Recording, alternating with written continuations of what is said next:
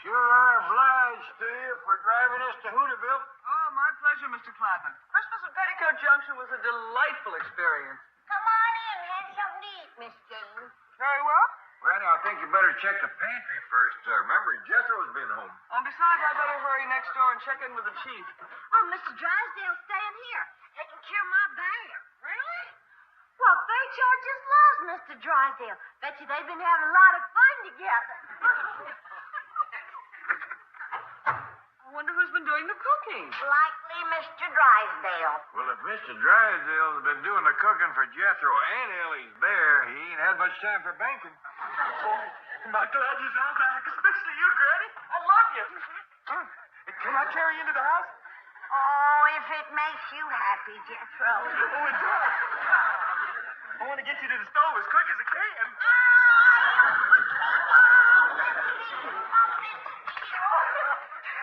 You're all hard, boy. He's all stomach.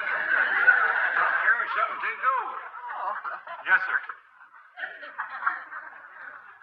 Jethro, apparently you weren't too happy with the chief's cooking. Mr. Drysdale? He ain't been here since Christmas. Well, no, sir. He took the truck and Ellie's bear and drove to Hooterville to join you. He never got there. Wait a minute, Jed. When we was on that train, Christmas night singing carols, I recollect Sam Drucker looking out the window and saying he seen a bear driving a truck. Yeah, and we just thought he'd had too much eggnog.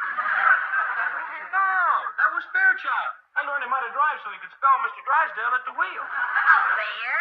He ain't bad, Granny. He hogs the road a lot, but the other drivers never complain. I wonder why he didn't stop in Hooterville.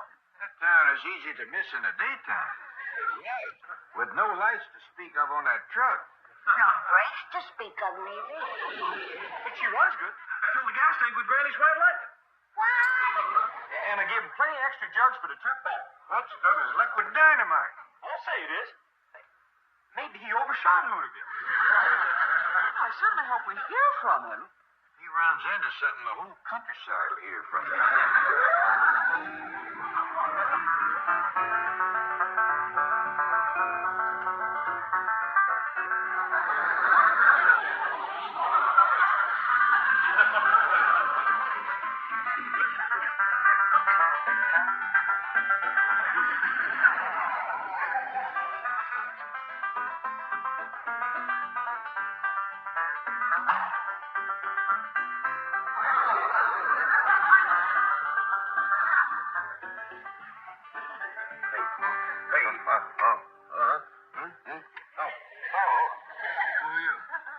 I'm the sheriff. Who are you? Oh, I'm the president of the Commerce Bank of Beverly Hills. Oh. Well, who's your friend? The mayor? He's not my friend. He's just a rotten, no-good hippie bear. You ride around with bears a lot, do you? Of course not. Now, look, Sheriff, I can explain everything. I must admit it does seem a bit peculiar. No, not at all. Just let me see your driver's license.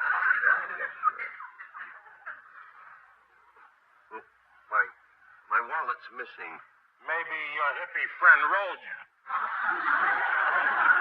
No, it's probably dropped out of my pocket. You see, we've been sleeping on the ground a lot because these lousy motels around here won't give us a room. No food. Well, that's mighty unfriendly of them. Everybody's been unfriendly. We drive up to a farmhouse, you use the phone, ask for a little food, they sick the dogs on us. We're going to make up for all that. We want you to be a guest of the county for a while.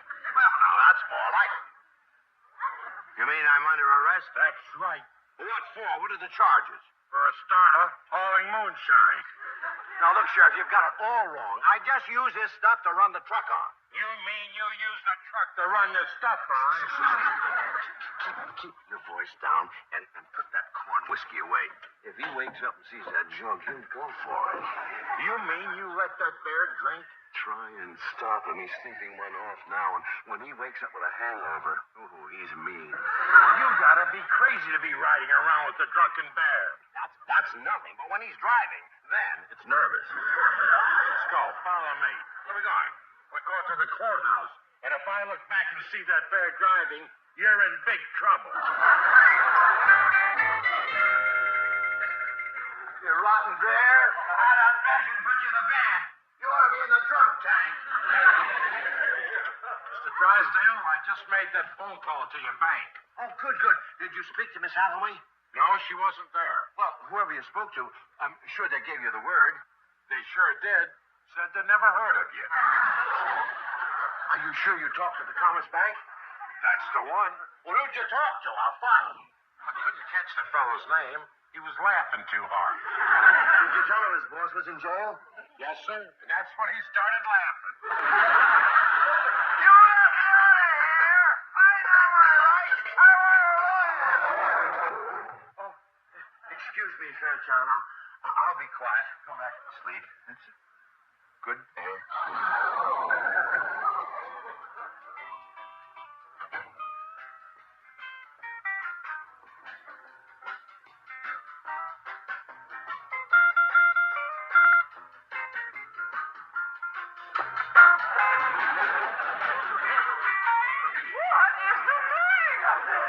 Join us, Miss Hathaway. We are celebrating New Year's Eve is past. We're celebrating something better than that. Yeah, we finally got him. Public enemy number one. He's in jail. Skin flint, Drysdale. The beast of Beverly Hills. Where is Mr. Drysdale? Promise me you'll keep it a secret. Of course not. He must be released immediately. Oh, he'll never be released. They've got him for vagrancy, bootlegging, and contributing to the delinquency of a bear. Mr. Cratchit, do you want the doors of this bank to close? Oh, yes, that's a great idea. We'll make it a legal holiday. Liberation Day. We'll hang out flags and bunting, and we'll let all the employees go off on a picnic. The only place we are going is to the town where Mr. Drysdale is being held, and we are going to take him out of that jail. No. I'll have no part of a lynch mob. I mean, we are going to bail him out. Do we have to, Miss Hathaway? You may return to the secretarial pool, Miss King. Yes, ma'am. Nice try, Bobby. Thank you, Kathy, dear. Thank you. Now then, Mr. Cratchit, where is Mr. Drysdale? Oh, he's in a town called Ripley. Where is that? I've never heard of Ripley. But you will. We're going to make it a national slang. The town where they captured a notorious Melbourne Drysdale. Where is Ripley? I never tell Miss Hathaway. Never. Mr. Cratchit! You come back here! Miss Jane says Fairchild's in jail. Your bear? Yes, sir. We gotta get him out right away. Whereabouts is he, Miss Jean? In a little town called Ripley, but what's even more We disturbing got is to do something. Get a lawyer. Call the Supreme Court. Granny, bake Fairchild a cake with the saw in it. Calm down, Ellie. Well, it's all Jethro's fault. Just wait till I find him. He's done turned Bessie into a short-order cook, and now he's going to have my buyer on the chain gang. Sorry, Miss Jean, but Ellie said it's a great story about them critters. Yes, well, there's another critter she failed to mention who is also under arrest, Mr. Drysdale. Why? Well, as I understand it, he's sharing a cell with Ellie's bear in the Ripley jail. Where's Ripley? Now, I couldn't find it in the map, but it must be somewhere between here and Hooterville. I'll bet Sam Drucker would know. He's the postmaster and the justice of the peace. Good thinking, Granny. Give him a call. How come they got Mr. Drysdale in the lockup? They claim he's a vagrant.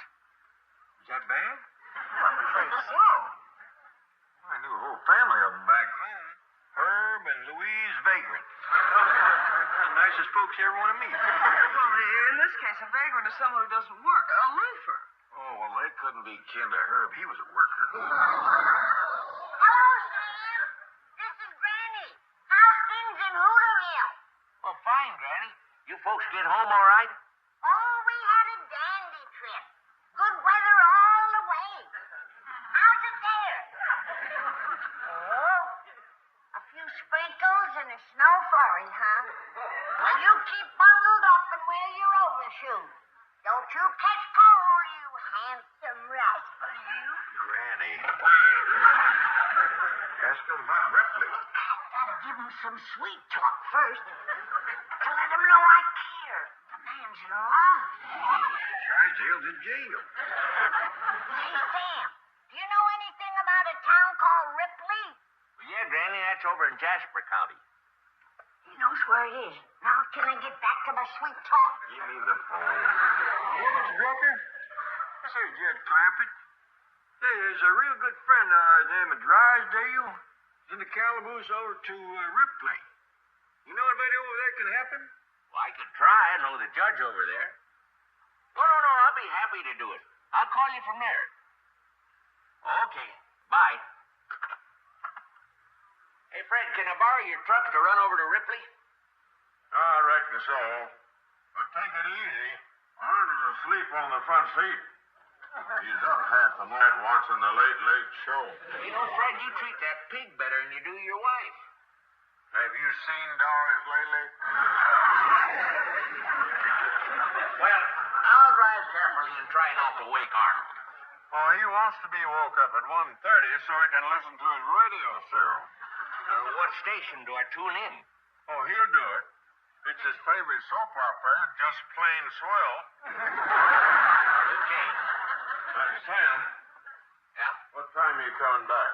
Well, just as quick as I can, Fred. You see, a friend of a friend is in jail over in Ripley, and I want to see if I can talk the judge into taking it easy on him. You don't mean old Vinegar Joe Johnson, the hanging judge. Oh, now, Fred, Judge Johnson ain't so bad. Where that man spits, grass never grows again. He only turned mean after his wife ran off with that banker from Kansas City. You see, Fred, I won't have no trouble. As long as the prisoner ain't a banker or a city feller.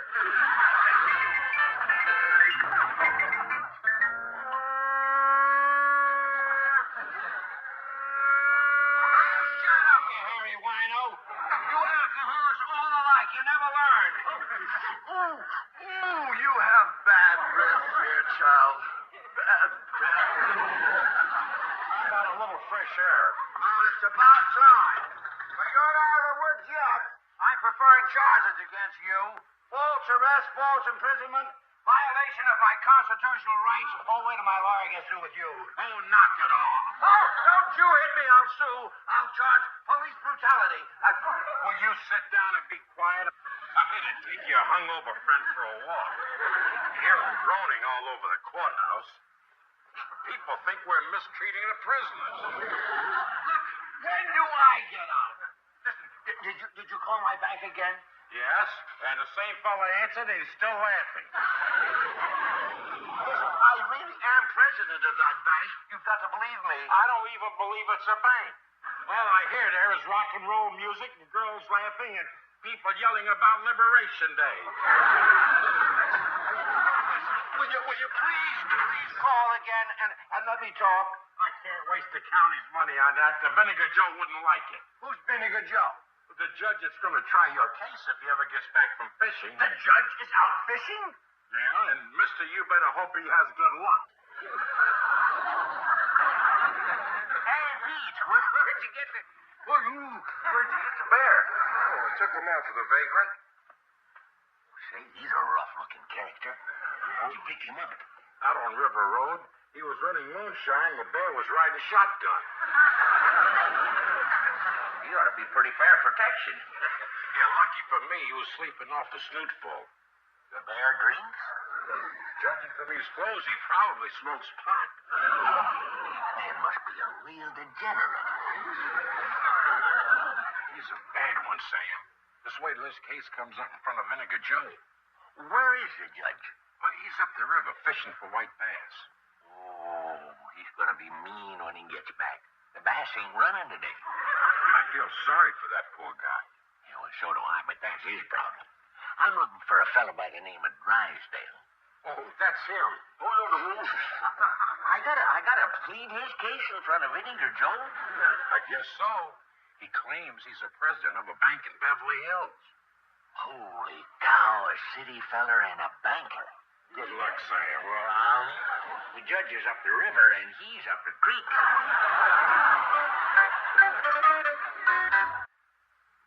Mr. Drysdale, I'm Sam Drucker. Pleased to meet you. Sam Drucker. So you're behind this plot. Oh, I might have known. Boss Drucker, head of the Hooterville Mafia. Finally, we meet face to face. Yeah, and I'm getting the worst of it. I can see it all now. You're trying to ruin me so you can have the clamping fortune in your bank. You framed me. You had me picked up on phony charges. I don't even know what you're talking about. Not much, you dummy. Leaving the cell door open, hoping that I'll make a break for it, huh? So your friend Pistol Pete can shoot me in the back. Even broke the beer outside so there wouldn't be any witnesses. Well, the whole work, you've railroaded me this far, but you're not dumping me into an unmarked grave. Mr. Drysdale, I think you're a little wrought up. I am wised up, and I demand a fair and impartial trial before a judge. Well, you'll get a trial just as soon as Joe gets back. Joe? Judge Johnson. Oh.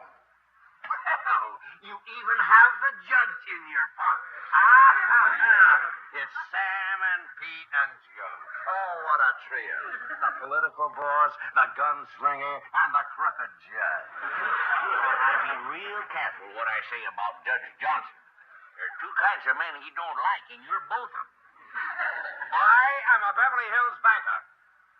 Bingo. Get out of here, you small-town gangster. I'm not knuckling under to you or your mob. Now, Mr. Drysdale, to help you, I left my store and I rode 40 miles with a pig.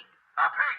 Yeah, and he was listening to radio serials every foot of the way. God's country justice for you. I am picked up because I have a bear sleeping in my car, but you drive around with a pig who was hooked on soap operas. You just listen. Out! Out! Calm down, Granny. I'm afraid I got bad news. Sam Drucker just called from Ripley. Did he forget his own refills and catch cold? It ain't more serious than that.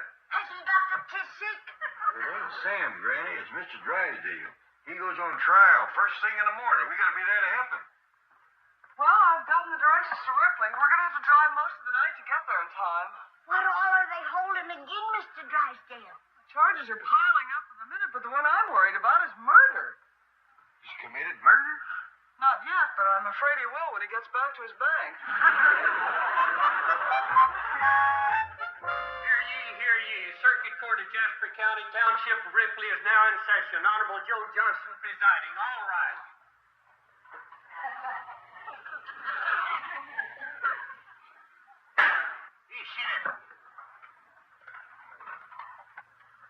Is that the degenerate criminal I had to give up my fishing trip for just when the bass started biting? It's him, Your Honor. I object. You're calling me a criminal before I...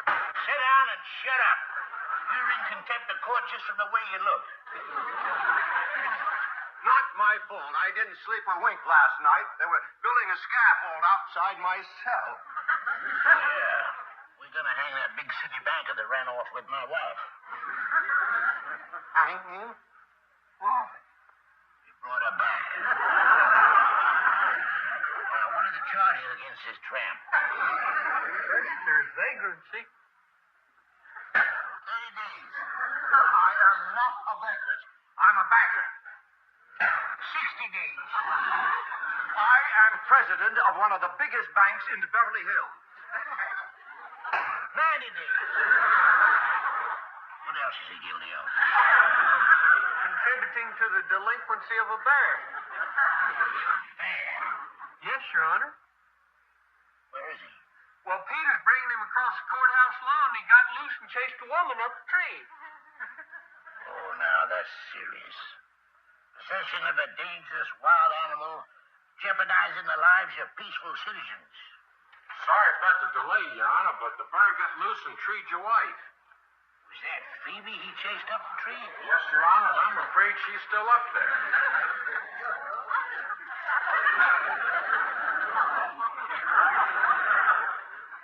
How much you want for that bear? Well, Your Honor, I'm very attached to him. You know, a man's best friend is his bear. My bear.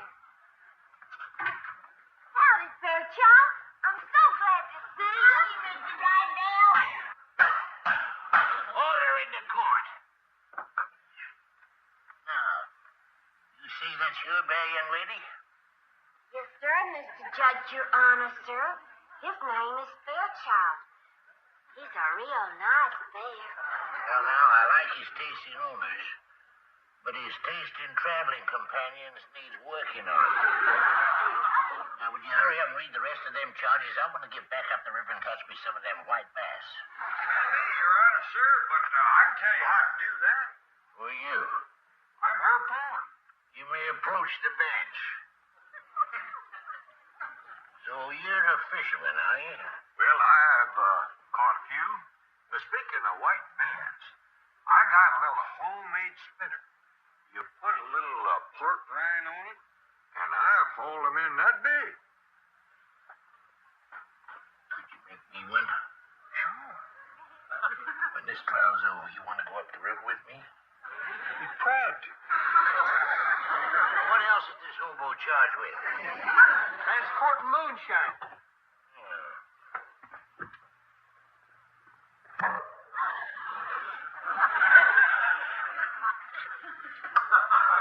Smells like Tennessee tranquilizer. You got a good nose on you, Judge. That's just what it is. Who are you? I'm her granny, and I made that stuff you're sniffing. He approached the bench.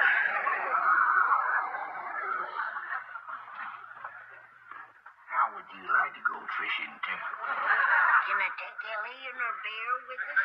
I insist on it. It's a deal. Well, is there any more of this here evidence? Yes, Your Honor, 3 jugs. I want it all impounded on my boat. Port Saint. Wait a minute. What about me? Your Honor, Mr. Drysdale's a real good friend of ours. I can vouch for his character. If I was to tell you, is he the kind of a banker that would run off with my wife? No, he wouldn't do nothing like that. Well, in that case, we might as well take him fishing with us. Prisoner is sentenced to cut bait.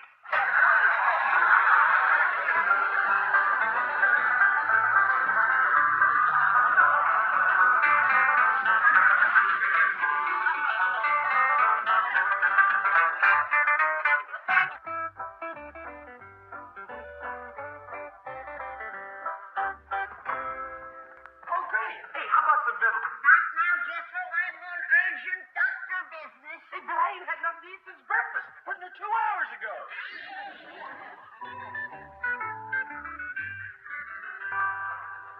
Look, Granny, I'm learning Bessie to take care of baby. Good, good. Babies? Whose babies? Ain't that kid? Yeah, honey, but I ain't got no time now. Mr. Drysdale's sick of bed. I gotta take him some flu serum.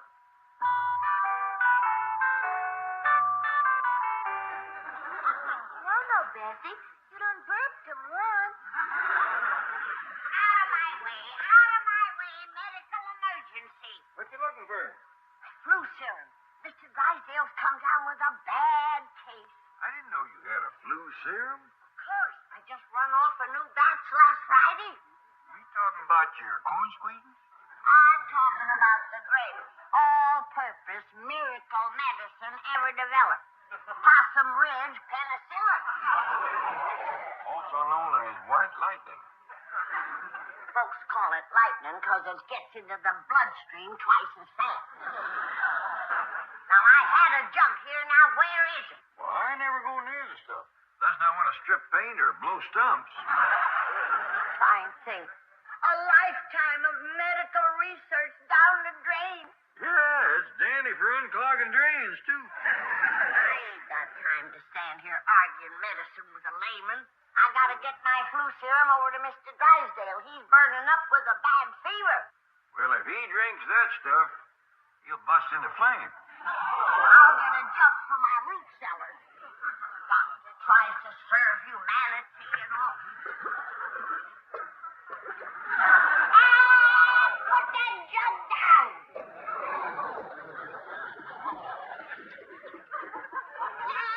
Dad! What's the trouble? Ellie Mae's bear is drinking my moonshine. My flu serum. Maybe he's got the flu.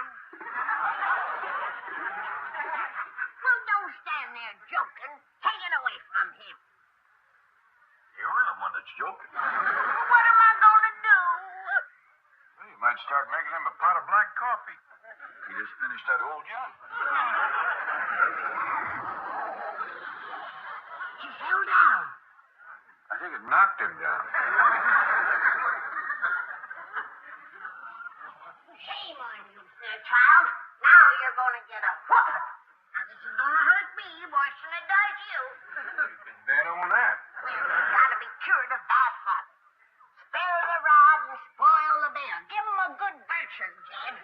Penny, I wouldn't tackle a mouse after he had a snoot full of that Smoky Mountain skullbuster. Well, he's got to be punished. He will be.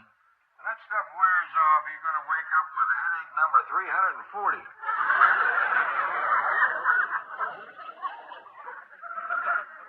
Look, Jed, he's leaving. Don't worry, he ain't going far with that load. Well, humans come first.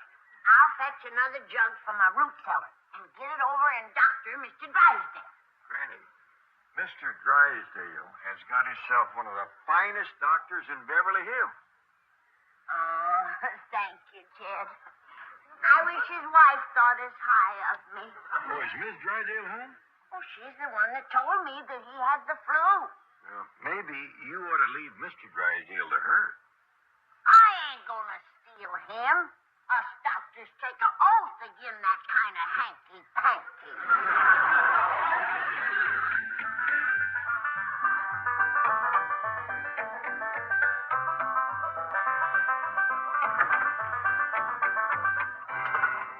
I spoke with Dr. Kleiber.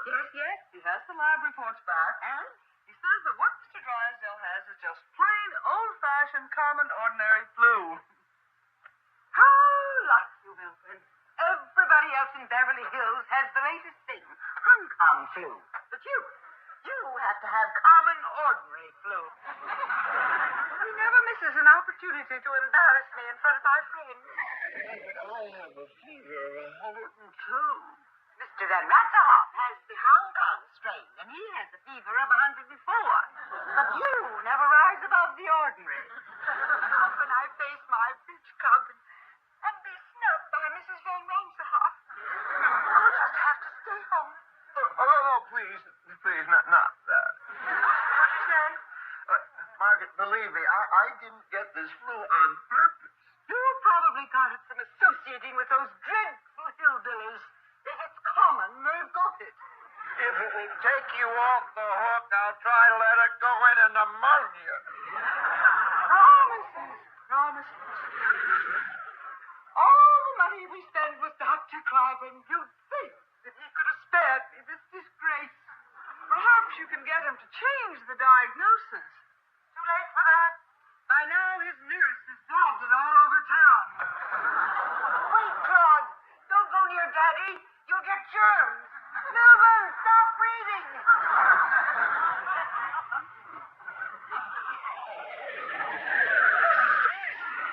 Miss Hathaway, take Claude. It would be just like Milburn to give him some of his bourgeois germs. He's never loved Claude as a father should. Too late for persist, Milburn. It's just common flu. And by now, everybody has heard about it. Claude and I will be in our room, under sedation. Speaking of sedation, Chief, Dr. Cliven says you should take something to make you sleep. Oh, yeah, there's a bottle in the drawer. Would you like me to stay here and look after you? No, you better get down the bank. With both of us gone, those goof-off employees will stretch their lunch break to a half hour. You put a stopwatch on him. Flog the first offender. And hit him where it'll show. Congratulations, Chief. You're on the mend. Yes, who is it? It's the doctor. Howdy, Miss Jane. Oh, Granny. Now, cheer up, Mr. Drysdale. I'll have you well in no time. Granny, I'm under the care of one of the best doctors in Beverly Hills.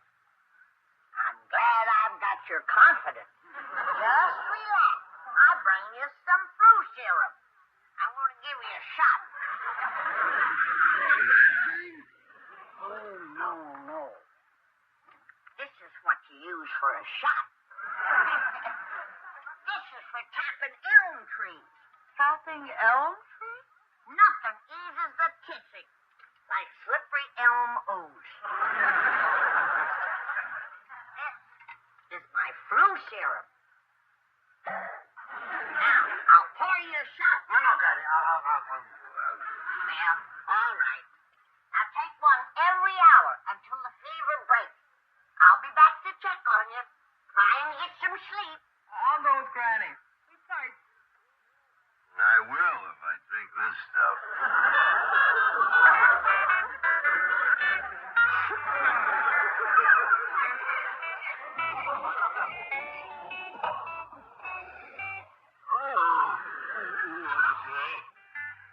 What else can happen?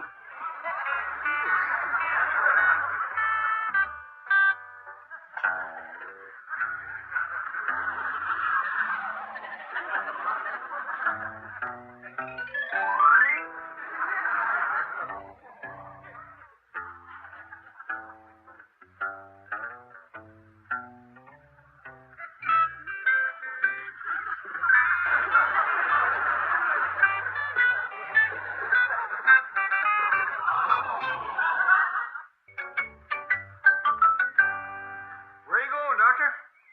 Back to check on Mr. Drysdale.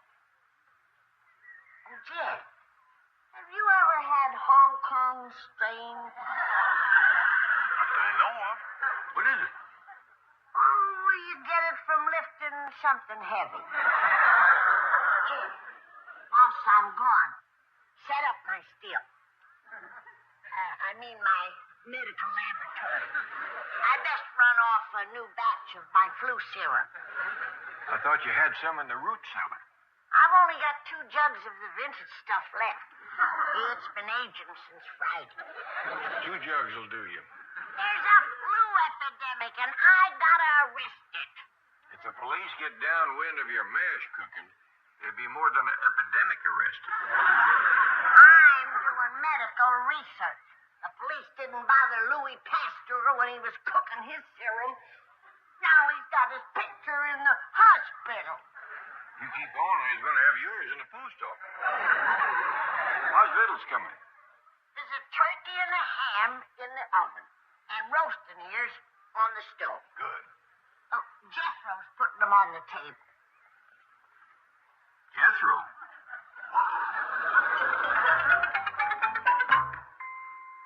I was afraid of that.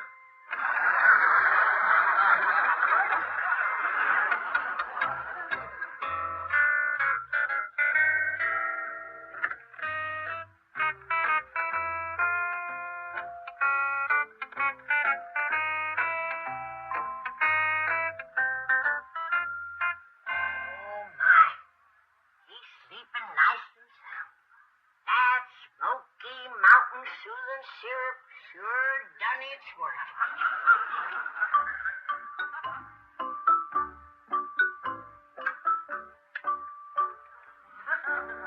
He took the whole jug.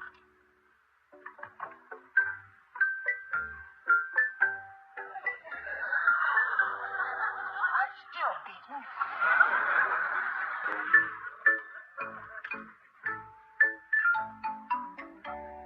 His tongue ain't charred.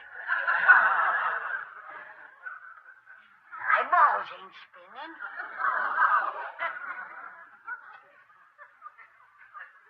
His joints ain't locked. No side effects at all.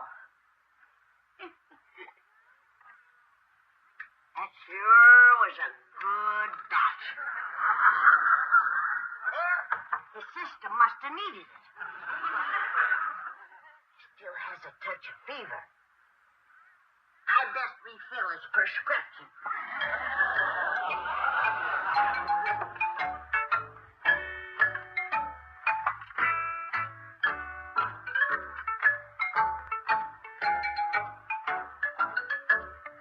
I forgot to see if he had a strained Hong Kong. I'll ask him when he wakes up.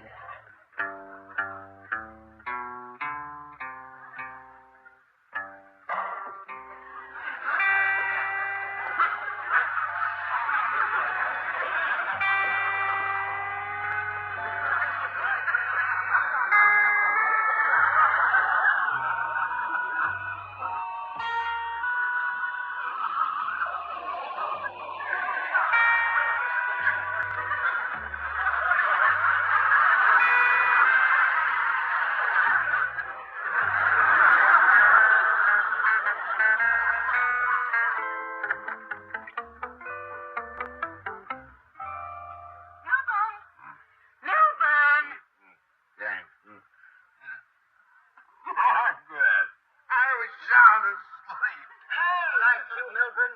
You sleep while I suffer. Suffer? Your common flu has made me a social outcast. Has your fever gone up? You feel any worse? No. You're not trying. Were you in here wearing a black fur coat? Of course not. Well, I thought I saw something big and furry standing beside my bed. Milburn, maybe your fever has gone up. Maybe you're delirious. It seemed to be snorting, slurping, growling. Yes.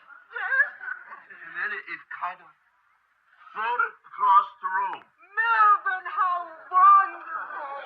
You're sicker than even I dared hope. Call Dr. Carbon and demand a retraction. I'll get him to issue a new diagnosis. Maybe he'll even put you on the critical list. That'll show Mrs. Van Ransohoff that there's no common flu in my family. Your devoted wife. Wherever you are.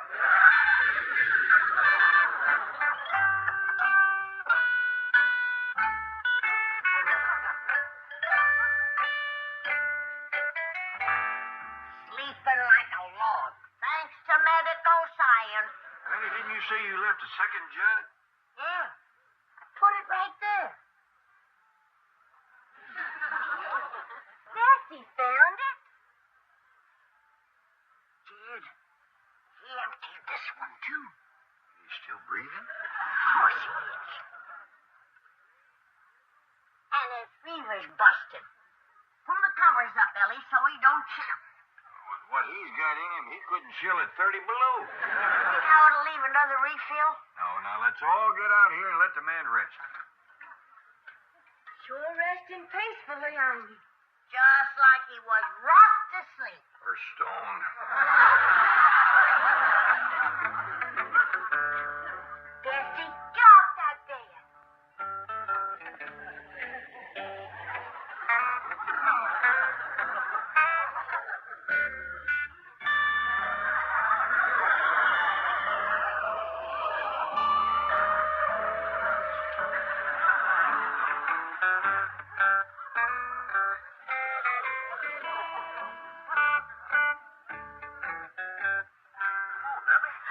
You reckon we ought to stay and see he don't get out of bed?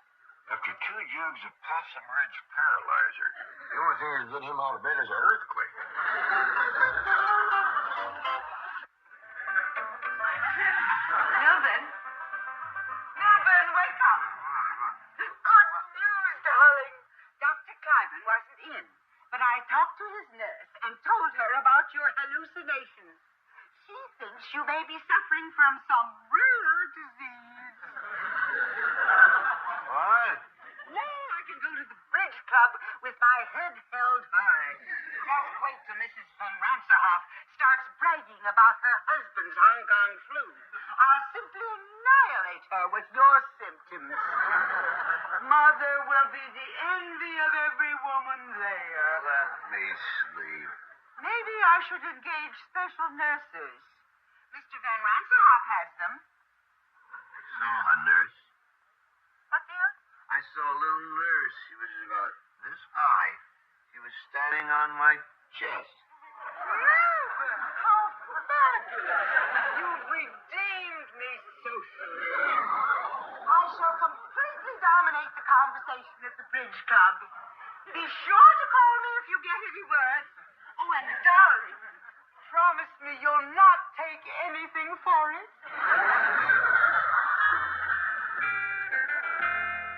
Did we leave that door open? Not that I recollect. Reckon we got prowlers? You women folk wait out here. I'll go take a look around.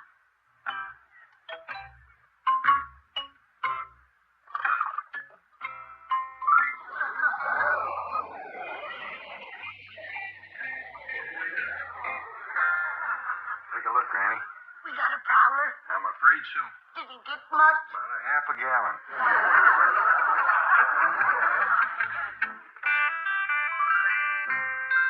It's that boozer Barry. I'll learn you to drink.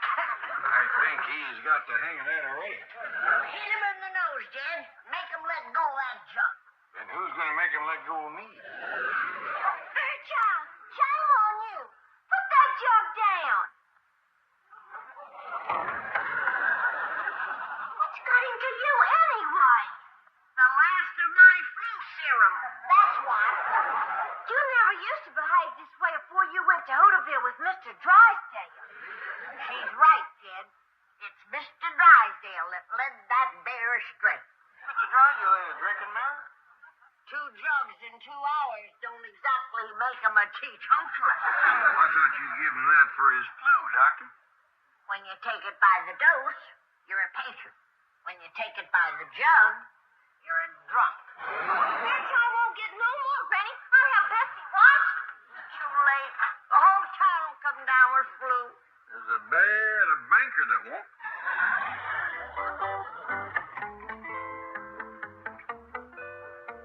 Chief? How are you feeling? A little better. How are things at bank? Oh, just fine. The employee sent you a potted plant. Oh! There you see. I'm a strict disciplinarian, but they love me for it. Hey, that's poison oak. Throw it out. Throw it out. That's the thanks I get for pampering them.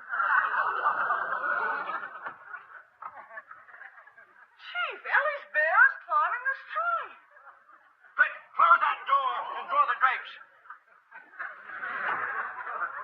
That rotten bear. He's been drinking again. Drinking? Yes, every time he gets a snootful, he comes looking for me. He's one of those sentimental drunks. What does he drink? Granny's White Lightning. He got hooked on it when we drove to Hooterville. That's how I caught this lousy flu. Sleeping on the ground every night. Why didn't you check into a motel? With a drunken bear? Where did he get the stuff? Jethro put a dozen jugs on the old truck for fuel. He dressed up the bear to look like a hippie so he wouldn't attract attention. What a nightmare. You mean I'm under arrest? That's right. What for? What are the charges? For a starter, hauling moonshine. Now, look, Sheriff, you've got it all wrong. I just use his stuff to run the truck on. You mean you use the truck to run your stuff on? Keep your voice down and put that corn whiskey away. If he wakes up and sees that jug, he'll go for it. You mean you let that bear drink? Try and stop him. He's sleeping one off now, and when he wakes up with a hangover, he's mean. I had to spend the night in the same cell with that hairy lush.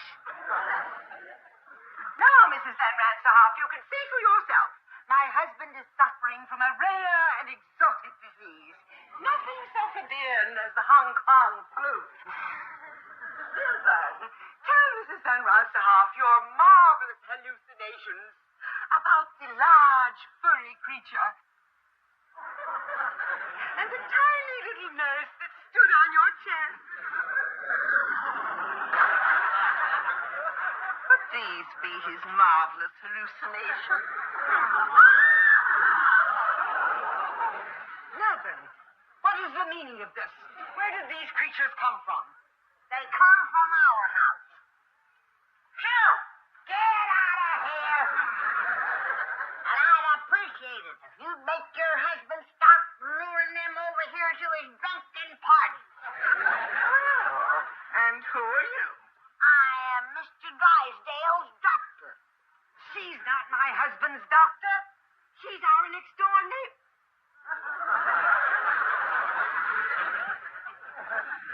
Mrs. Drysdale! Get out of my house, you peasant! I'll be glad to.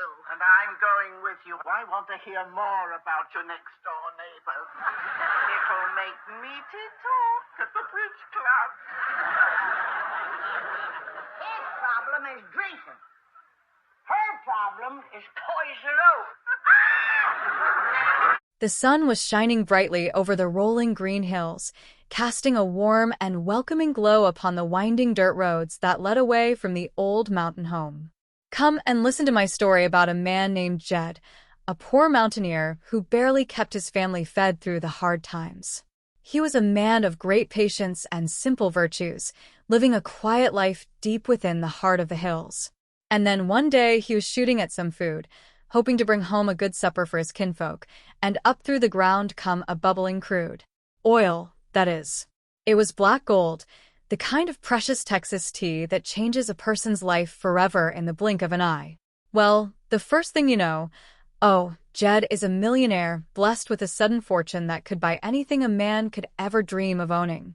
The kinfolk said, Jed, move away from there because a place filled with oil is no longer the right spot for a quiet family to raise their children.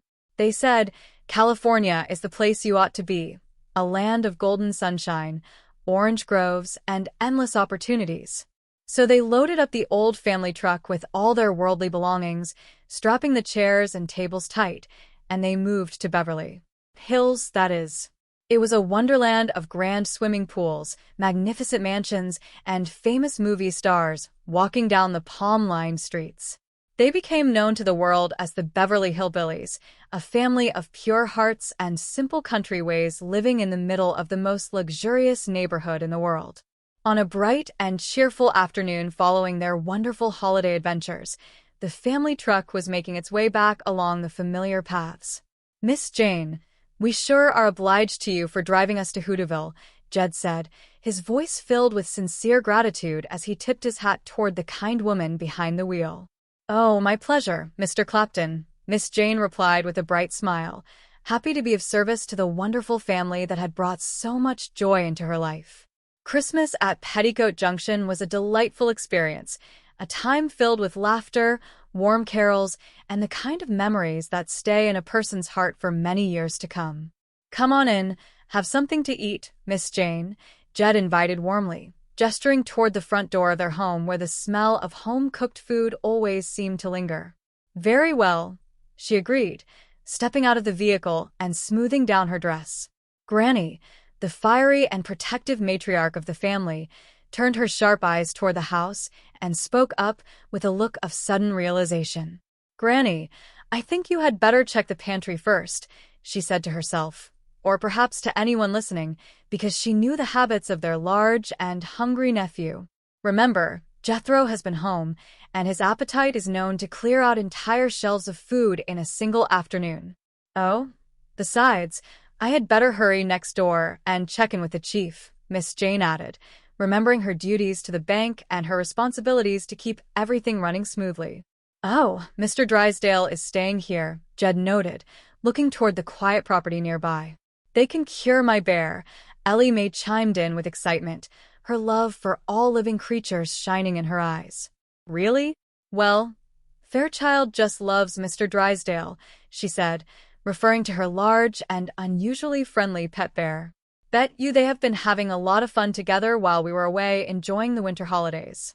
I wonder who has been doing the cooking, Miss Jane mused, wondering how the sophisticated city banker was managing the household chores in the middle of the countryside. Likely Mr. Drysdale, Jed remarked with a chuckle, imagining the wealthy businessman wearing a kitchen apron. Well, if Mr. Drysdale has been doing the cooking for Jethro and Ellie's bear, he has not had much time for banking, Granny observed dryly, knowing exactly how much food a growing boy and a full-grown mountain bear could consume. Just then, Jethro came rushing out of the house, his face lighting up with pure joy the moment his eyes fell upon his beloved family. Boy, am I glad you are all back, he shouted, waving his arms in the air with enthusiasm. Especially you, Granny, I love you, he cried, running forward with the energy of a young stallion. Can I carry you into the house? Oh, if it makes you happy, Jethro, Granny replied, softening just a bit at the sight of her grandson's affection, though she tried to maintain her stern expression.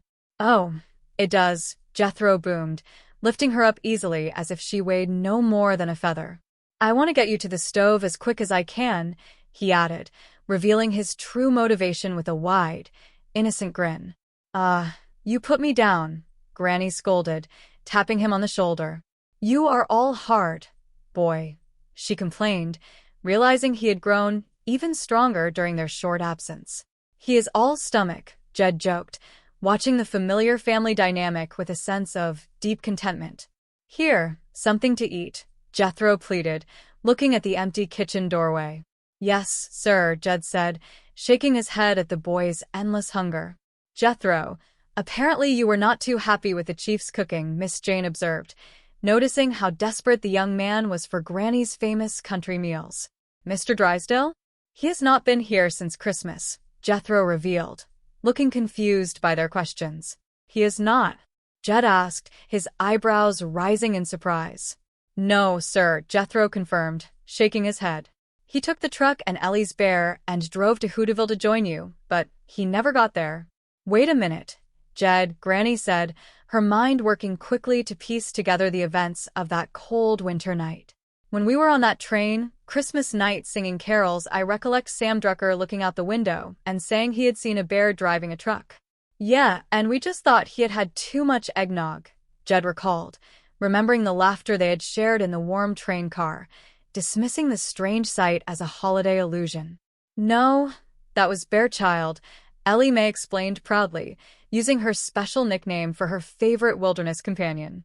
I learned him how to drive so he could spell Mr. Drysdale at the wheel, she added, completely unaware of how shocking such a statement would be to a regular city resident. A bear? Miss Jane gasped, her hand flying to her mouth in utter disbelief. He is not bad, Granny, Jethro defended, sticking up for his furry friend. He hogs the road a lot, but the other drivers never complain, he said, assuming that the silence of the other motorists was a sign of polite approval rather than absolute terror at the sight of a grizzly bear behind the wheel. I wonder why he did not stop in Hooterville, Jed pondered, stroking his chin as he thought about the long and dark highway. That town is easy to miss in the daytime, Granny noted, knowing how small and peaceful the little community truly was. But at night, with no lights to speak of on that truck, it would be nearly impossible to find. No brakes to speak of, neither, Jethro added cheerfully, as if the lack of safety features was merely a minor detail. But she runs good, he continued with a proud smile. I filled the gas tank with Granny's white lightning. What? Miss Jane cried out, her eyes widening as she realized what kind of potent fuel was powering the old vehicle. And I gave him plenty of extra jugs for the trip back, Jethro said, completely satisfied with his preparation. That stuff is liquid dynamite, Jed warned, knowing the incredible strength of Granny's secret mountain recipe. I will say it is, Granny agreed with a nod of immense pride in her distilling skills. Maybe he overshot Hooterville, Jed suggested, looking out toward the distant horizon. I certainly hope we hear from him, Miss Jane said, her worry for her employer growing by the minute. If he runs into something, the whole countryside will hear from him, Granny concluded, knowing the explosive potential of her homemade fuel combined with a heavy truck and an adventurous bear. Meanwhile, far down the dusty roads of Jasper County, a very different scene was unfolding beneath the shade of the ancient oak trees. A local lawman was standing by the side of the road, looking with complete bewilderment at a strange vehicle that had come to a halt in his jurisdiction. Hey, huh. Oh, a voice called out from the driver's side as a disheveled man in expensive but crumpled suit tried to sit up straight. Who are you? The sheriff asked, resting his hand on his belt as he stepped closer to investigate the unusual sight. I am a sheriff, he announced with authority. Who are you? Oh, I am the president of the Commerce Bank of Beverly Hills, Melbourne Drysdale replied, trying to maintain his professional dignity despite the fact that his hair was messy and his tie was completely askew. Oh, the sheriff muttered, clearly unimpressed by the grand title. Well, who is your friend? The mayor? He asked, pointing a long finger toward the passenger seat where a massive, furry creature was snoring softly. He is not my friend, Mr. Drysdale protested quickly, waving his hands in distress. He is just a rotten, no-good hippie bear, he complained, glare at the sleeping animal that had caused him so many sleepless miles. Oh, you ride around with bears a lot, do you? The sheriff asked, his tone dripping with skepticism as he pulled out a small notepad. Of course not, Mr. Drysdale cried, feeling his blood pressure rise. Now look, Sheriff, I can explain everything, he pleaded, realizing how terrible the situation looked to an outsider. I must admit, it does seem a bit peculiar, the lawman remarked, looking from the wealthy banker to the giant bear. No, not at all, Mr. Drysdale insisted, trying to put on his best customer service smile. Just let me see your driver's license, the sheriff commanded, holding out his hand. Oh, my wallet is missing, the banker discovered, patting his pockets in sudden panic. Maybe your hippie friend rolled you, the sheriff suggested, looking at the bear with a humorous glint in his eye. No, it probably dropped out of my pocket, Mr. Drysdale explained, feeling utterly miserable. You see, we have been sleeping on the ground a lot because these lousy motels around here will not give us a room. No fool, the sheriff said with a short laugh. That is mighty unfriendly of them, he noted, though his face remained stern. Everybody has been unfriendly, Mr. Drysdale vented, glad to finally have someone to complain to. We drive up to a farmhouse, use the phone, ask for a little food, and they stick the big guard dogs on us, he recounted, remembering the terrifying chases across unfamiliar pastures. We're going to make up for all that, the sheriff said with a sudden, mysterious smile. We want you to be a guest of the county for a while, he offered politely. Well, now that is more like it, Mr. Drysdale said, sighing with relief, thinking he was finally being offered the hospitality he deserved as a prominent financial figure. You mean I am under arrest? He asked, his relief turning to horror as the cold metal of handcuffs clicked around his wrists. That is right, the sheriff confirmed. What for? What are the charges? The banker demanded, his voice cracking with anxiety. For a starter, hauling moonshine, the lawman stated, pointing to the large clay jugs stacked in the back of the truck. Now look, Sheriff, you have got it all wrong, Mr. Drysdale argued desperately. I just used this stuff to run the truck on, he explained, remembering Jethro's instructions.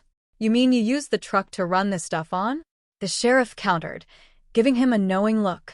Shoo, shoo, shoo, Mr. Drysdale hissed suddenly, looking over his shoulder with genuine terror. Keep your voice down and put that corn whiskey away, he whispered loudly. If he wakes up and sees that jug, he will go right for it. You mean you let that bear drink?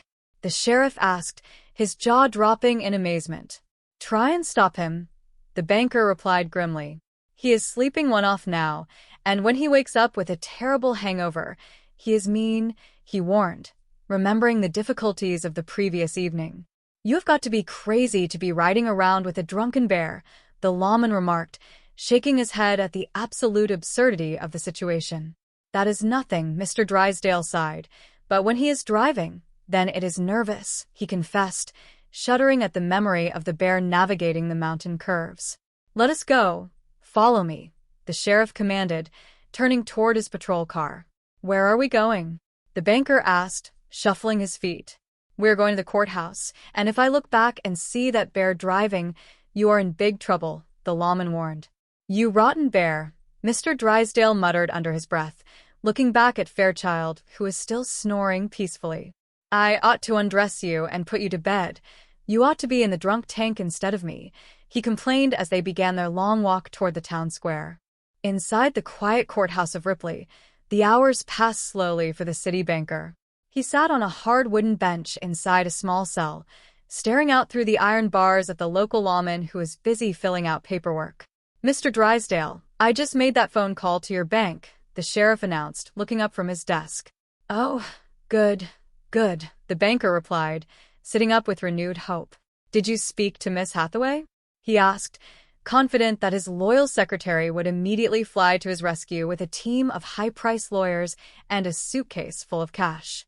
No, she was not there, the sheriff answered simply, shaking his head.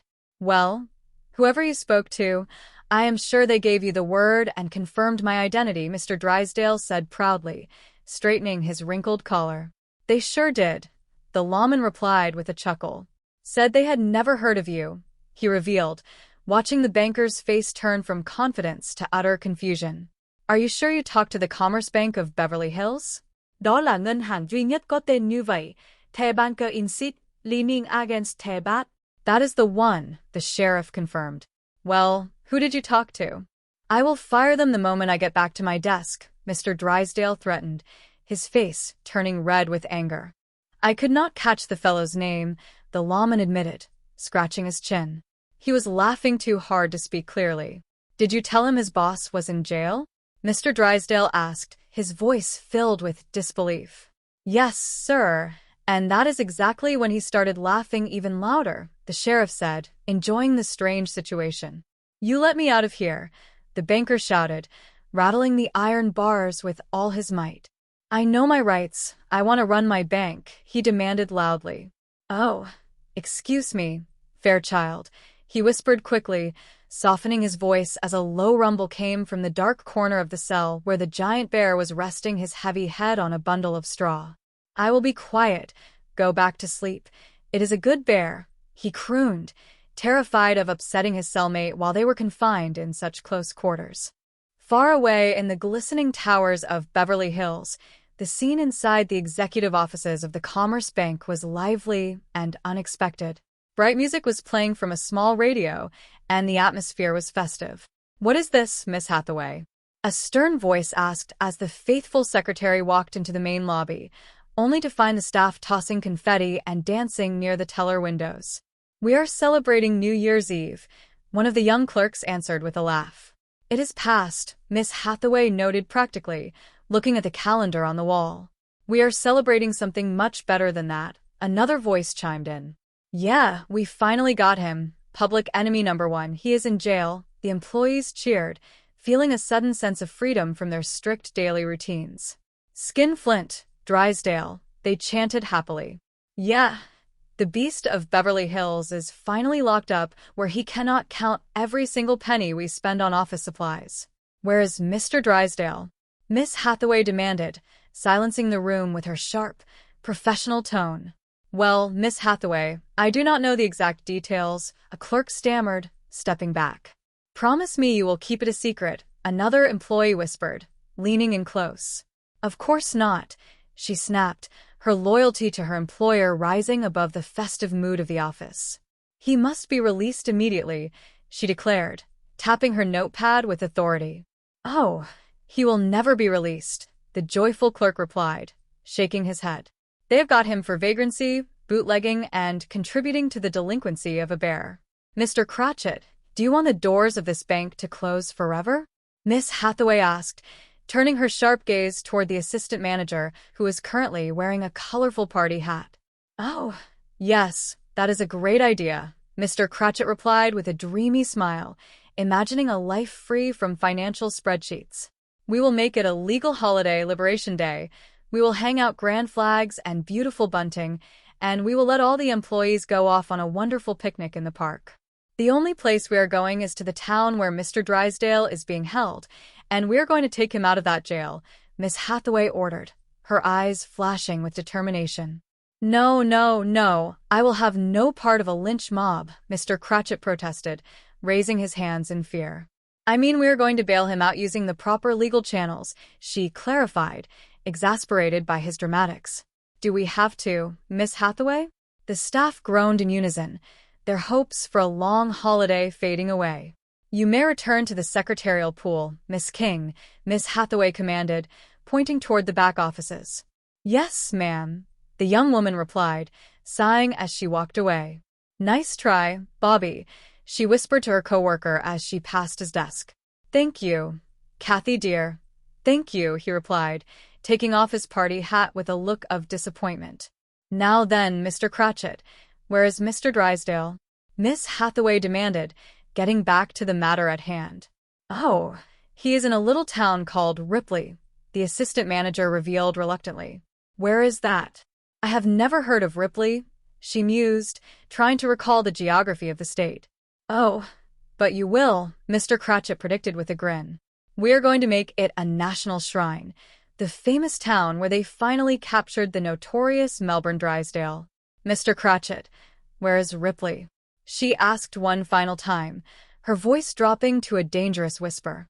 I will never tell, Miss Hathaway, never, never, never, he insisted, holding his ground with a brave but trembling smile. Mr. Cratchit, you look for back here, she said, ignoring his defiance as she began searching through the atlas on the main desk. Oh, great, he muttered, realizing his grand plan of keeping the banker locked up was quickly falling apart. Back at the elegant mansion in Beverly Hills, Miss Jane was on the telephone, her face pale with concern as she relayed the news to the family. Miss Jane says Fairchild is in jail. Ellie Mae cried out, tears welling up in her eyes as she heard the shocking update. You're there? Jed asked, taking a step forward. Yes, sir. We've got to get him out right away, she pleaded, clutching her calico dress. Whereabouts is he, Miss Jane? Jed inquired calmly, though his heart was heavy for the poor animal and their sophisticated neighbor. In a little town called Ripley, Miss Jane explained through the receiver. But what is even more disturbing is the list of charges they are preparing. We have got to do something, Jethro announced, puffing out his chest. Get a lawyer, call the Supreme Court, he suggested, thinking of the grandest solutions he could come up with. Granny, break Fairchild a grand cake with a sharp saw hidden in it, he added, turning to the kitchen. Calm down, Ellie, Jed soothed, putting a gentle hand on his daughter's shoulder. Well, it is all Jethro's fault, Ellie Mae complained, pointing an accusing finger at her cousin. Just wait till I find him. He has done turned Bessie into a short-order cook for all his neighborhood friends, and now he is going to have my beautiful buyer on a chain gang breaking rocks by the side of the road. Sorry, Miss Jane, but Ellie says it is a great story about them critters, Jed said into the phone, trying to maintain his polite manners despite the chaos growing around him. Yes, well, there is another critter she failed to mention who is also under arrest, Mr. Drysdale, Miss Jane revealed, her voice trembling slightly. What? Jed asked, his jaw dropping in surprise. Well, as I understand it, he is sharing a small cell with Ellie's bear in the Ripley jail, she explained, picturing the elegant banker tucked into a corner away from the giant grizzly. Where is Ripley? Jed asked, looking around the room for a map. I could not find it on the standard road map, but it must be somewhere between here and Hooterville, Miss Jane reasoned. I will bet Sam Drucker would know, Granny suggested, stepping into the room with her apron on. He is the local postmaster and the justice of the peace for the whole territory. Good thinking, Granny, Jed agreed with a nod of approval. Give him the call, right away. How come they got Mr. Drysdale in the locker? Jethro asked, looking genuinely puzzled. They claim he is a vagrant, Jed answered, repeating the word Miss Jane had used. Is that bad? Jethro inquired, tilting his head. Well, I am afraid so, Jed replied, trying to explain the city laws. I knew a whole family of them back home, Jethro recalled, his face lighting up with a memory. Herb and Louise Vagrant, the nicest folks you ever want to meet in the mountains. Well, in this case, a vagrant is someone who does not work, Jed clarified patiently. A loafer who spends his days doing nothing at all. Oh, well, they could not be kin to Herb, Jethro concluded with a shake of his head. He was a hard worker who was always out in the fields. Granny had already picked up the receiver and was waiting for the operator to connect her to the old country store. Hello, Sam, this is Granny, she announced loudly into the mouthpiece, a warm smile spreading across her wrinkled face. How is things over in Hooterville? Well, fine, Granny, Sam Drucker's familiar voice echoed through the line, surrounded by the faint sounds of his busy general store. You folks get home all right from your holiday trip?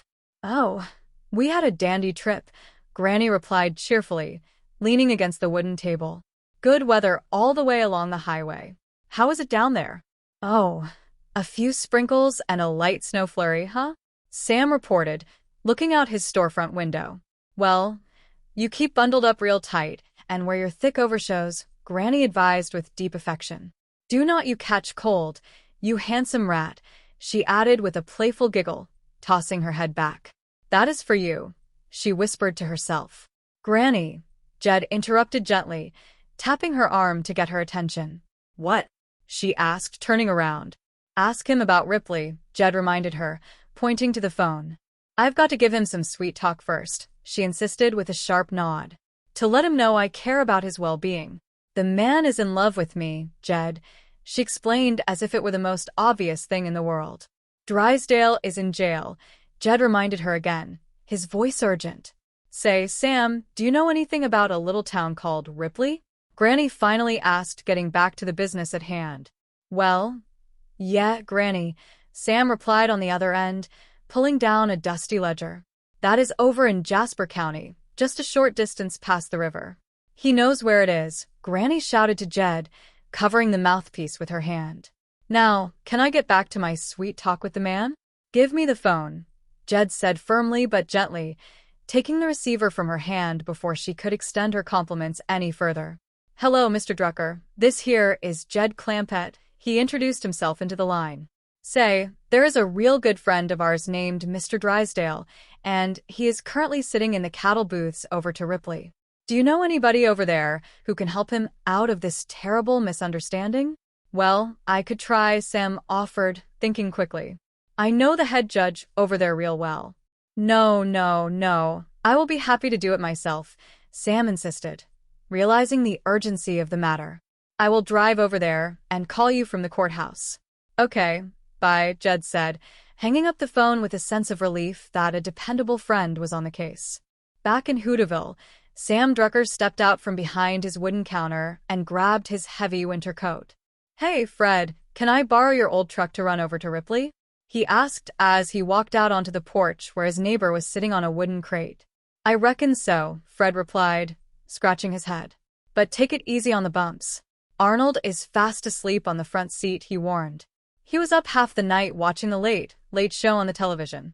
You know, Fred, you treat that pig better than you do your own wife, Sam remarked with a humorous shake of his head as he walked toward the vehicle. Have you seen Doris lately? He asked, wondering how his neighbor's household was managing. Well, I will drive carefully and try my best not to wake Arnold, Sam promised, opening the driver's side door gently.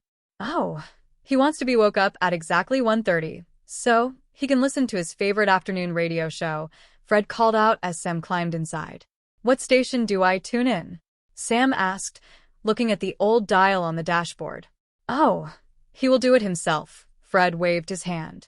It is his favorite daily soap opera, just plain swell, he explained, proud of the animal's intelligence.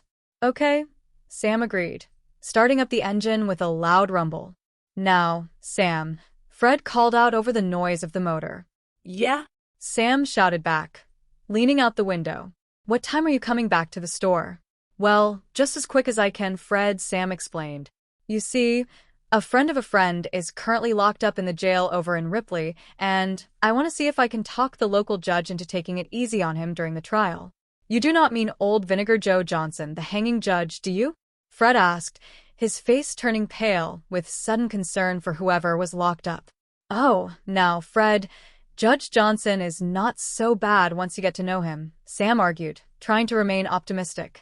Where that man spits, the green grass never grows again, Fred countered, shaking his head grimly.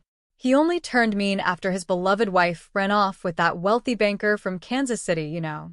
You see, Fred, I do not expect to have any trouble at all, Sam reasoned, put the truck into gear. As long as the prisoner is not a wealthy banker or a sophisticated city fellow, everything should go smoothly. Back in the Ripley courthouse jail, the atmosphere was growing increasingly tense as the morning sun filtered through the small, dusty windows. Mr. Drysdale was pacing back and forth across the stone floor of his cell, glaring at the lawman who was sitting at the front desk. Oh, shut up, you hairy wino, the banker snapped, turning his attention to Fairchild, who had let out a low, rumbling groan from his corner. You alcoholics are all alike. You never learn your lesson, he complained, rubbing his temples. Oh, ooh, you have terrible bad breath here, child. Bad breath, he added, waving his hand in front of his face as the bear exhaled a heavy yawn. How about we get a little fresh air in this dark place?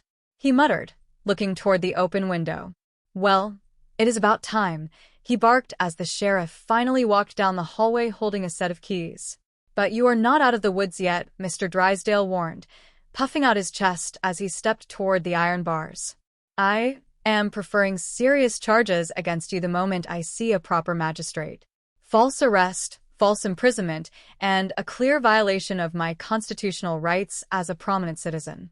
Oh, just wait till my team of high-priced lawyers gets through with you and your small-town court, he threatened, shaking his fist. Oh, knock it off, the sheriff replied, completely unbothered by the banker's grand words as he turned the key in the lock. Oh, don't you dare hit me. I will sue this entire county, Mr. Drysdale cried, stepping back quickly. I will charge police brutality if you lay a single finger on my expensive suit. Will you please sit down and be quiet for 5 minutes? The lawman commanded, exasperated by the non-stop complaints. I am just here to take your hungover friend out for a short walk across the lawn. I hear him groaning all over the courthouse, and the local people are starting to think we are mistreating the prisoners in our care. Look, when do I finally get out of this place? The banker demanded, crossing his arms. Listen, did you call my bank again like I asked you to? Yes, I did, and the exact same fellow answered the phone, and he is still laughing his head off, the sheriff revealed with a chuckle. Listen to me. I really am the president of that grand financial institution, Mr. Drysdale pleaded, his anger turning into absolute desperation. You have got to believe me, Sheriff. I do not even believe it is a real bank anymore, the lawman admitted, shaking his head. All I hear over the telephone line is loud rock and roll music, young girls laughing in the background, and people yelling at the top of their lungs about some kind of Liberation Day holiday. Will you please call one more time and let me talk to them directly? The banker begged, holding on to the bars. I cannot waste the county's hard-earned money on long-distance phone calls for a stranger, the sheriff stated firmly. Besides, old Vinegar Joe would not like it one bit if he found out. Who is Vinegar Joe? Mr. Drysdale asked, his eyebrows knitting together in concern at the strange name. The circuit judge that is going to try your case the moment he gets back from his fishing trip up the river, the lawman explained. The judge is out fishing while I am locked up in a cell? Mr. Drysdale gasped, appalled by the lack of legal professionalism. Yeah, and you better hope he has good luck with the fish today, the sheriff noted grimly. Just then, another local deputy walked through the front door, looking surprised to see a massive grizzly bear sitting quietly in the hallway. Hey, Pete, where did you get the bear? He asked, stepping back toward the wall. I took him off of the vagrant we picked up by the highway, Pete answered, holding tightly to the heavy rope collar around Fairchild's neck. Say, he is a rough-looking character, the deputy remarked, peering into the cell at Mr. Drysdale. Where did you pick him up exactly? Out on River Road, Pete recounted. He was running moonshine in an old family truck, and the giant bear was riding shotgun in the passenger seat. He ought to be pretty fair protection for a man traveling alone, the deputy noted, looking at the bear's large paws. Yeah, lucky for me, he was sleeping off a giant snootful of mountain liquor when I found them, Pete explained. The bear drinks? The deputy asked, his eyes widening in complete amazement. Judging from his messy appearance and his carefree attitude, he probably smokes pot too, Pete joked. That city man must be a real degenerate to be traveling around with such a wild crowd. He is a bad one, Sam Drucker noted as he walked through the courthouse door, having just arrived from his long drive in Fred's truck. This entire case comes up in front of Vinegar Joe this very morning, he warned, looking at the paperwork on the desk. Where is the judge right now? Sam asked, looking around the empty courtroom. He is up the river fishing for white bass, Pete answered, checking his pocket watch. Oh, he is going to be incredibly mean when he gets back here, the deputy predicted. The Bays are not running today because of the cold weather, and he hates coming home with an empty basket. I feel real sorry for that poor guy in the cell, Sam admitted, looking through the bars at the miserable banker. Yeah, well, so do I, but that is his own problem to solve, Pete concluded, picking up his clipboard. I am looking for a fellow by the name of Mr. Drysdale, Sam Drucker announced, stepping closer to the cell area to inspect the prisoner. Oh, that is him right there, Pete pointed with his pen. I want to know the rules of this place, Mr. Drysdale called out, stepping toward the bars. I've got to plead his case in front of Vinegar Joe? Sam asked, looking at the lawman for guidance. I guess so, Pete replied. He claims he is the president of a grand bank in Beverly Hills, but we have our doubts. Holy cow, a city fellow and a wealthy banker all rolled into one, Sam muttered, his eyes widening as he remembered Fred's warning. Good luck, Sam, you're going to need it today, Pete said, shaking his head. The judge is up the river, and this poor man is definitely up the creek without a paddle. Mr. Drysdale? I am Sam Drucker from Hooterville, Sam introduced himself politely, holding out a hand through the iron bars. Oh, I am pleased to meet you, Mr. Drysdale replied, his eyes narrowing as he processed the name. Sam Drucker? So you are the mastermind behind this entire diabolical plot, he shouted suddenly, stepping back in a defensive stance. Oh, I might have known from the very beginning. Boss Drucker, the head of the notorious Hooterville Mafia, he accused, pointing a finger at the confused storekeeper. What? Sam asked, his jaw dropping in complete shock. Finally, we meet face to face, the banker declared dramatically, pacing the cell. Yeah, and I am getting the absolute worst of it in this small town trap. I can see the entire plan clearly now. You are trying to ruin my professional reputation, so you can have the immense Clampett fortune transferred into your own small country bank. You framed me, Drucker. You had me picked up on completely phony charges by your hired guns. I do not even know who you are, mister, and I do not even know what you are talking about, Sam defended himself, looking to the sheriff for help. Not much you do not, Mr. Drysdale scoffed, completely convinced of his own theory. And leaving the cell door open like that, hoping that I will make a desperate break for freedom. Huh? So your friend Pistol Pete out there can shoot me in the back while I run. You even brought the poor, innocent bear outside, so there would not be any human witnesses to your crime. Well, enough about work, Drucker. You have successfully railroaded me this far into the countryside, but you are not dumping my body into an unmarked grave without a fight. Mr. Drysdale, I think you are a little wrought up and confused by the long journey, Sam tried to soothe him, raising his hands peacefully. I am wise to your games, Drucker, the banker snapped, refusing to listen. And I demand a fair, honest, and impartial trial before a proper judge of the circuit court. Well, you will get a trial just as soon as Joe gets back from the river, Sam assured him. Joe? Judge Johnson, the banker noted, trying to remember the name. Oh, well, you even have the local judge in your pocket, I see. It is Sam and Pete and Joe. Oh, what a terrifying trio you are. The political boss, the gunslinger, and the crooked country judge. I would be real careful what I say about Judge Johnson if I were you, Sam warned, his voice dropping to a serious tone. There are two kinds of men in this world he does not like at all, and you happen to be both of them. I am a respectable Beverly Hills banker, Mr. Drysdale stated proudly, puffing out his chest. Bingo, Sam said, snapping his fingers. Get out of here, you small-town gangster, the banker shouted, turning his back on them. I am not knuckling under to you or your country mob. Now, Mr. Drysdale, you listen to me for 1 minute, Sam said, his patience wearing thin. To help you out of this mess, I left my general store completely unattended, and I rode 40 long miles in an old truck with a pig sitting next to me. A pig? Mr. Drysdale asked, turning around with a look of utter bewilderment. Yeah, and he was listening to loud radio serials every single foot of the way, Sam complained, remembering the noise. That is country justice for you, the banker cried, throwing his hands in the air. I am picked up by the authorities because I have a peaceful bear sleeping quietly in my vehicle, but you drive around the county with a pig who is hopelessly hooked on afternoon soap operas. You just listen to me, mister. Out, out, get out of my sight, Mr. Drysdale shouted, pointing toward the hallway as he retreated to the corner of his cell, refusing to speak another word to his would-be rescuer. Back at the Clampett mansion, the family was frantically packing their bags for a long drive into the night. Calm down, Granny. I am afraid I got some more bad news from the telephone, Jed announced, walking into the living room with a heavy expression. Sam Drucker just called again from the courthouse in Ripley. Did he forget his warm overshoes and catch a terrible cold after all? Granny asked, looking up from her packing box with genuine concern. He is much more serious than that, Jed noted, shaking his head. Has he got the tissue? Granny inquired, wondering if a flu was spreading through the neighboring town. It ain't Sam who is in trouble, Granny, is Mr. Drysdale, Jed clarified, leaning against the doorframe.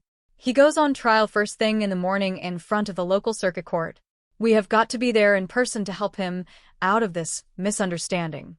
Well, I have gotten the proper directions to Ripley from the neighbors, and we are going to have to drive most of the night to get there in time for the opening session, Jed explained, checking his pocket watch.